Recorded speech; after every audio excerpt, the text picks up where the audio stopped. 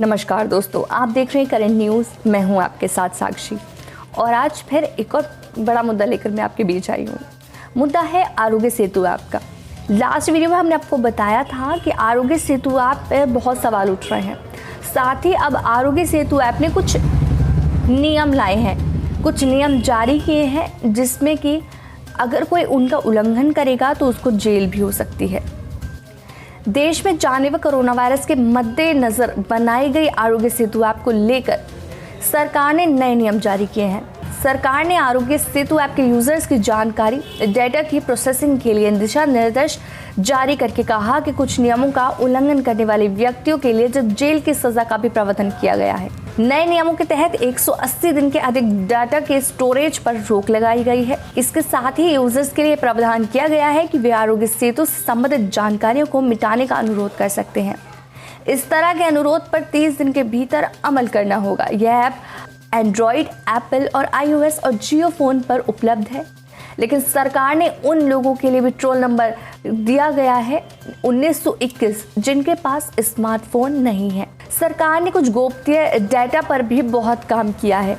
नए प्रावधान केवल डेमोग्राफिक, कंटेंट, सेल्फ असेसमेंट और कोरोना वायरस से संक्रमित व्यक्तियों या उन लोगों के स्थान डेटा का स्टोरेज करने की अनुमति देते हैं जो संक्रमित व्यक्तियों के संपर्क में आते हैं। इलेक्ट्रॉनिक्स और सूचना प्रौद्योगिकी आईटी मंत्रालय के सचिव अजय प्रकाश साहनी ने कहा, डेटा गोपनीयता पर बहुत काम किया गया है। यह सुनिश्चित करने के लिए एक अच्छी गोपनीयता नीति बनाई गई है कि लोगों को व्यक्तिगत डेटा का दुरुपयोग ना हो।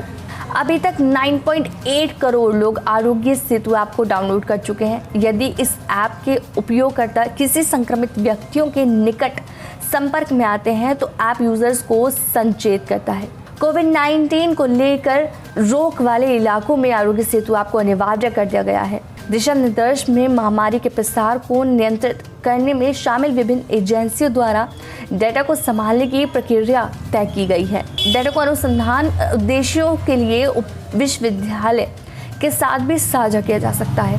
हालांकि इसके लिए ऐप का उपयोग करने का व्यक्ति की पहचान कर सकने वाली जानकारियों का पहले हटाना होगा।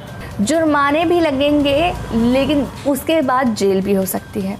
प्रावधानों में कहा गया है कि इन निर्देशों के किसी भी उल्लंघन के लिए आपदा प्रबंधन अधिनियम 2005 के धारा 51 से 60 के अनुसार दंड और अन्य कानूनी प्रावधान लागू हो सकते हैं।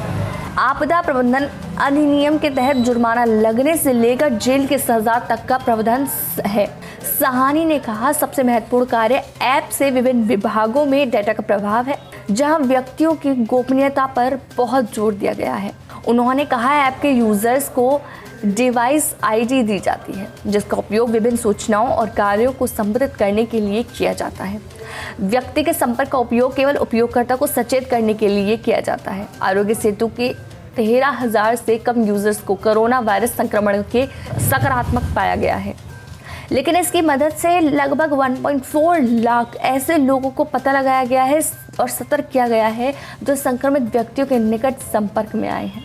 और आरोग्य सेतु ऐप पर काफ़ी सवाल भी उठे थे। पिछली वीडियो में हमने यही बताया था कि आरोग्य सेतु ऐप पर क्यों सवाल उठ रहे हैं और क्या सवाल उठ रहे हैं, जिसके लिए आरोग्य सेतु ऐप ने उस पर अपना बयान भी दिया था और क्लियर भी किया था। नागरिकों के अधिकार का पक्ष रखने वाला कई समूह ने आरोप लगाया है कि सरकार विशेष रूप से गोपनीयता के आसपास किसी भी कानून की अनुपस्थिति में बड़े पैमाने पर निगरानी के लिए आरोग्य सेतु ऐप का उपयोग कर रही है।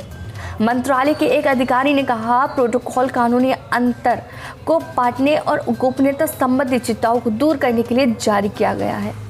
30 दिन में हटा दिया जाएगा गैर संक्रमित व्यक्तियों को और इसके अलावा इलाज भी कराने के लिए लोगों का डाटा 60 दिन के अंदर हटा दिया जाएगा।